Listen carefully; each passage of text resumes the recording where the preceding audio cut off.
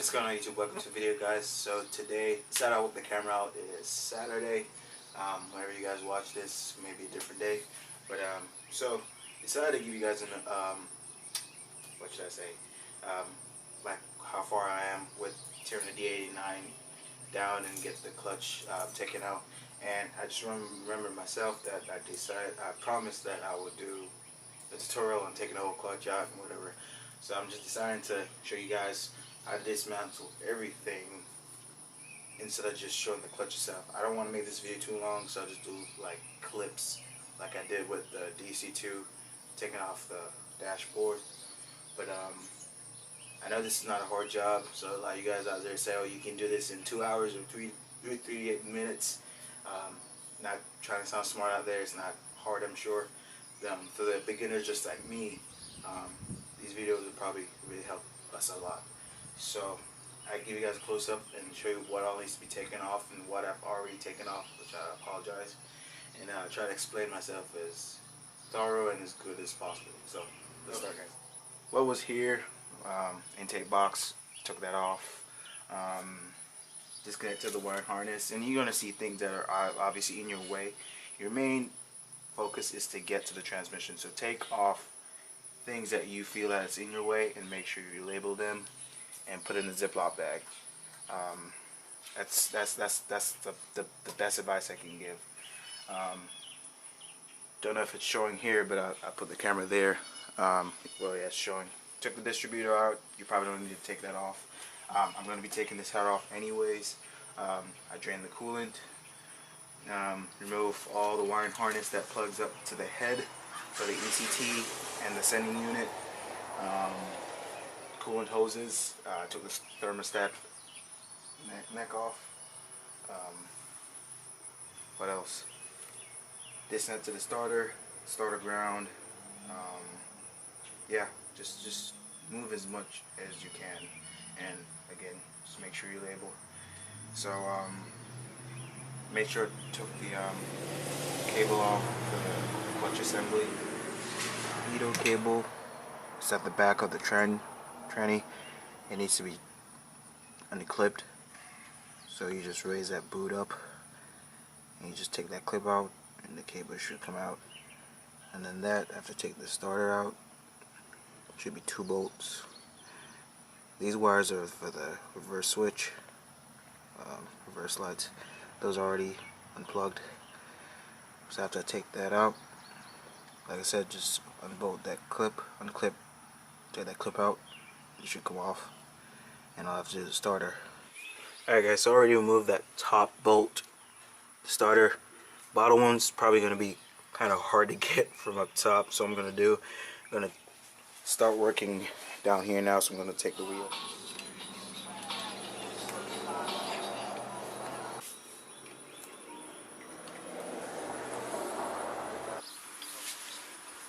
Alright guys, now I'm going to take the axle nut off.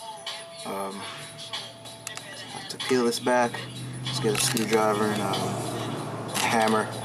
Just get this end as close as round as the rest. And I'm going to try and break that nut loose.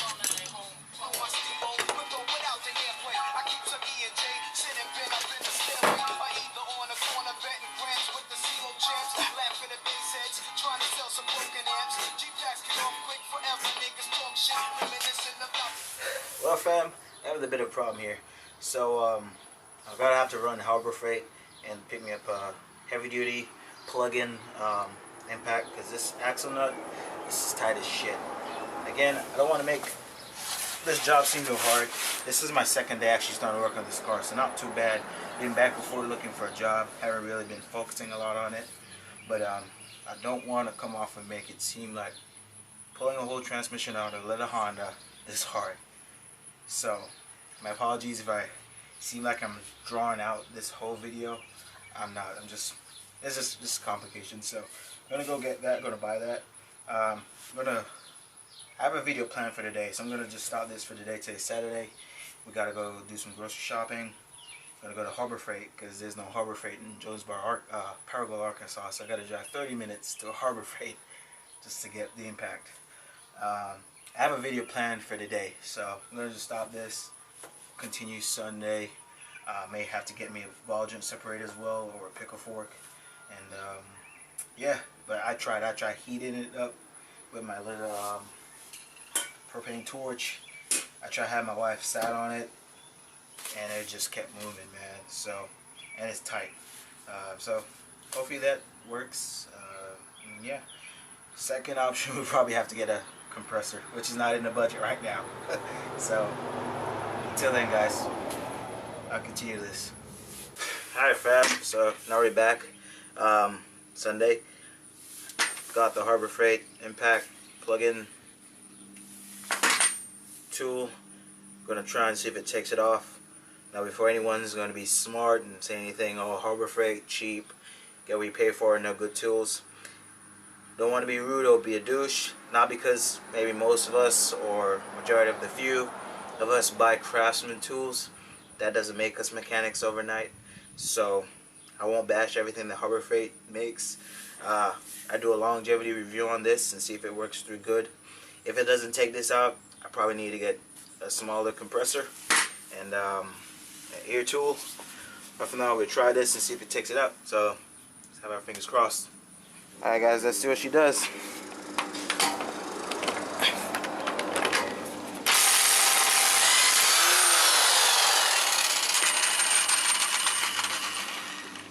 I bet for 40-something bucks, huh?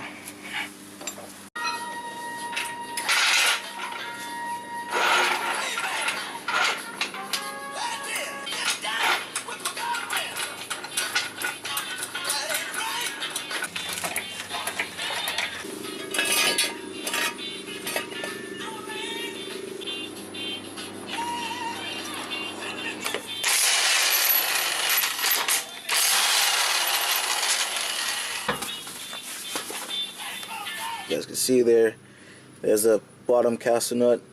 Gotta take the pin out and break that castle nut off. I think it's a 17. Bottom castle nut is off. Took the cotter pin out first. Bolted the castle nut with a 17 socket. Now I'm gonna go up top. I'm gonna disconnect the fork. So now this is 17.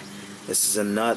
And this is a bolt. So span on a breaker bar, and you turn opposites. Obviously, whichever end you're gonna loosen out. I'll probably put a spanner here at this side and turn with a breaker bar at the nut. Have to disconnect right up top here. This is a 14. Come around front side of the car. Disconnect this bracket. Just hold in the brake line. I'm correct. This looks like a 10. And my problem is now is removing the bottom because I don't have a ball joint separator. I'm gonna try my best without messing it up. Not messing it up. Just would have to buy a brand new one or go to AutoZone and rent a tool and separate this. I'm gonna try with a breaker bar. Probably won't work. Crowbar, sorry, gooseneck crowbar, not breaker bar, my apologies, and try to pry this up somehow. Really don't want to drive 30 minutes over to Jones Bar just to get tools. Yeah, the main thing, guys, like I said, beginners just like me out there, I don't want to confuse you guys and make this difficult.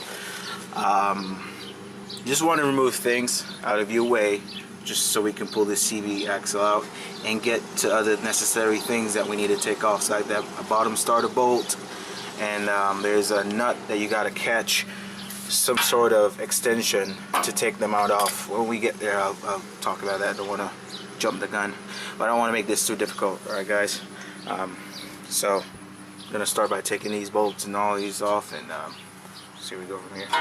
Always remember just to Ziploc and label. That'll be your best friend, and it's saving in the long run when it comes to reassembly. Alright, guys, so got both cast nuts off. One there, the other one. The fork's off. Had to go up to AutoZone and rent this puller.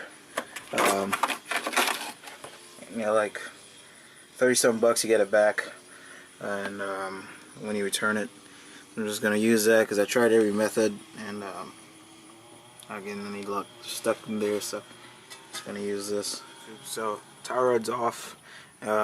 Beginners out there, you guys are wondering how this works. So you try and fit the separator tool between here and the shaft, and there's going to be that picker fork in. You try and hammer it, as you can see. Now the camera's picking up good, but people who have previously rented this tool hit it, and I actually had to hit it a bit. I wanted to fit between the ball joint and the knuckle area, and you're gonna tighten this bolt here. It's a 24, so I don't have a 24 socket, unfortunately. Just have to use a crescent wrench and tighten it, and it's gonna make a loud pop noise, and it should separate.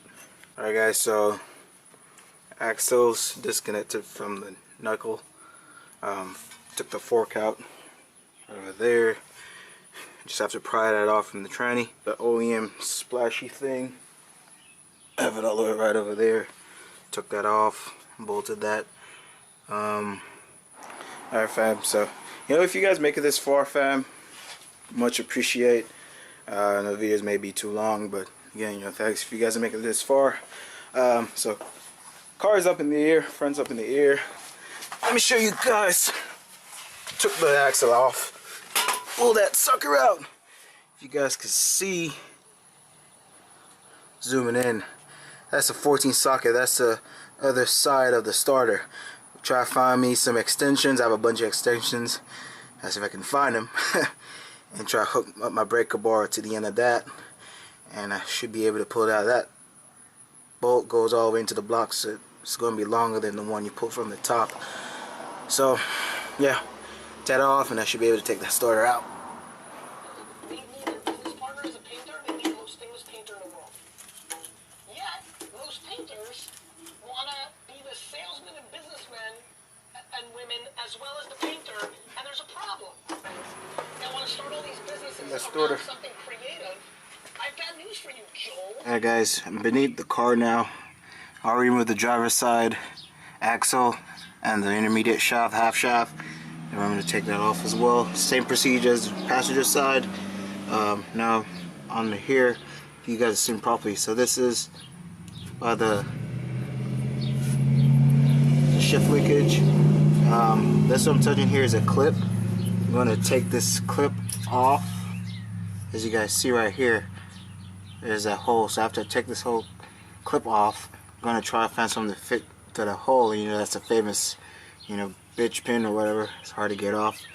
I'm going to get a hammer and something the same circumference as that to pry it out. And I'm going to unbolt this. This is a 12, and I should be able to be free from the transmission. So the method I used is this hex head here to work in my my impact, my cordless impact I have, and this is the pin right here. And I don't know if you guys can see, but it works pretty well. Not 100% true because this is a hex and this is a circle, but it hit it out easily. I just used a small hammer. You can use a big hammer. Obviously the bigger the better the forces, and to push it out with few hits.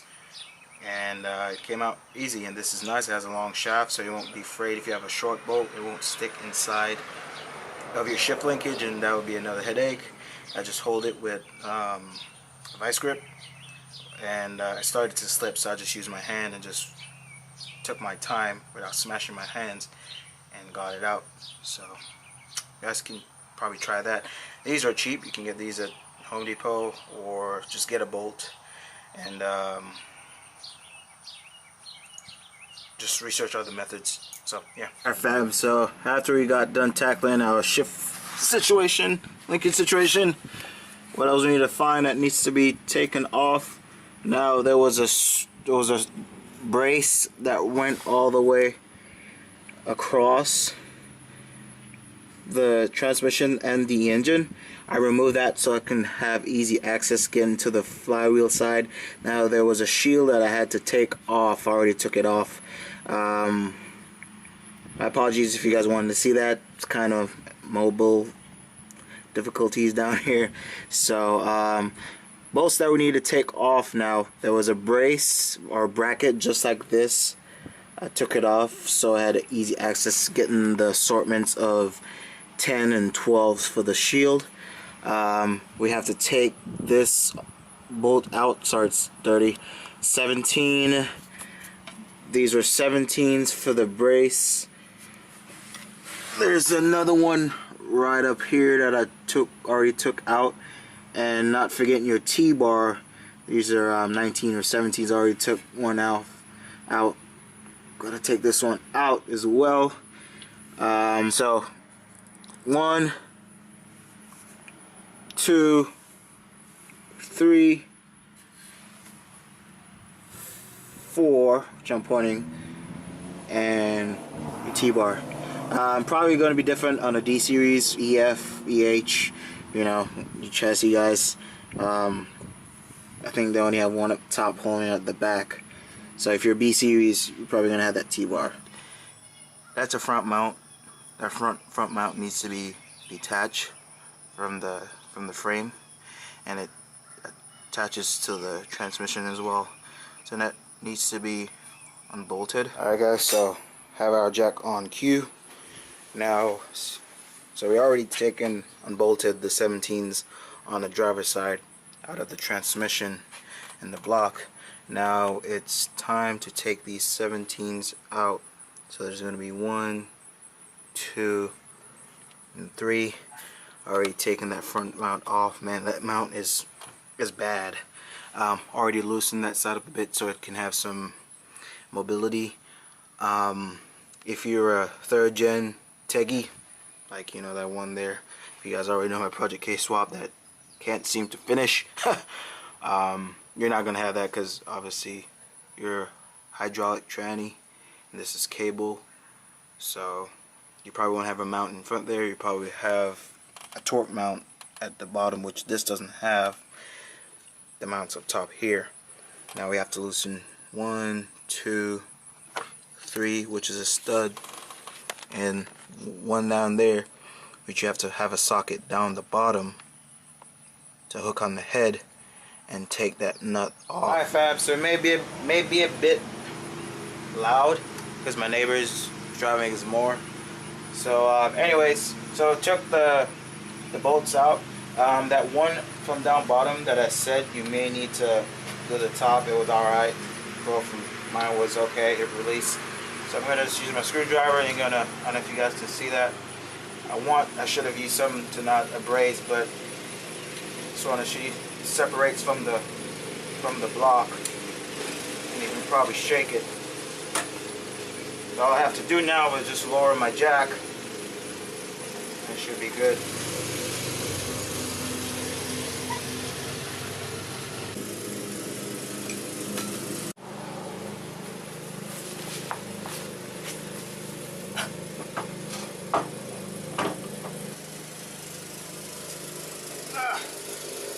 Here she is, guys. Alright YouTube, so that comes to the end of this video. In the next video, I will be probably degreasing and a few more videos so I can have this entertaining or more DIY. So I'll be degreasing and then installing new clutch, other things, bearings and all that. This video is going to be long. I'm not saying sorry or anything, so grab your popcorns. It's not the most entertaining video, it's a helpful DIY video.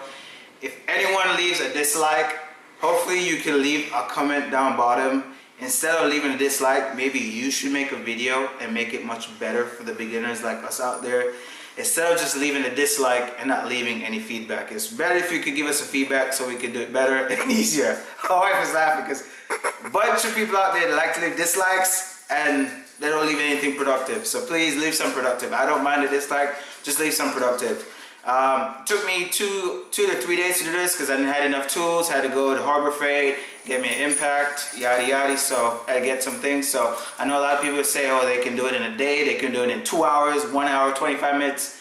For me, it took me 3 days on and off, so not bad. So I'm gonna end the video there. I'm gonna clean up, edit this, and thank you guys for watching. So hopefully you guys Leave your feedback, like, share, subscribe, dislike, whatever. Peace out. Bye.